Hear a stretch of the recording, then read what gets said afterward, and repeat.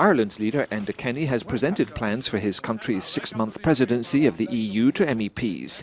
The headline ambitions, jobs, stability, growth, are already well documented. But what of the details? The youth employment package and the youth guarantee, completing the single market, improving competitiveness, are all critical in improving the environment for jobs and the opportunity for economies to grow.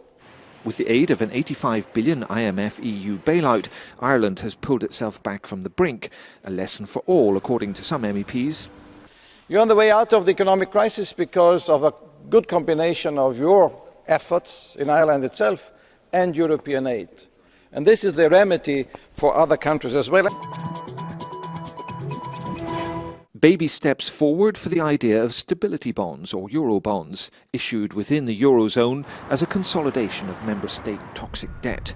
The idea comes as some MEPs press for the mutualisation of debt as a gesture of solidarity and Euro management. What we also have studied in the Parliament is the possibility in the long run to have a European debt, a genuinely European debt, that might be considered the debt of everybody, because then you decide in common, you control in common how you use the money. First, to bring more stability on the markets. Second, to provide a liquid instrument for the insurance companies, for example, or some investors who are desperately seeking for something safe and profitable. However, Germany is implacably opposed, and the idea may not get off the ground.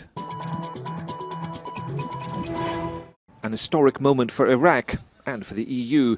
MEPs passed the first ever trade and cooperation deal between the two. Officials have been working on it since 2006, the height of sectional violence in Iraq following the overthrow of Saddam Hussein. But the deal's effectiveness remains to be tested. Europe does have a certain amount of soft power and indeed economic power.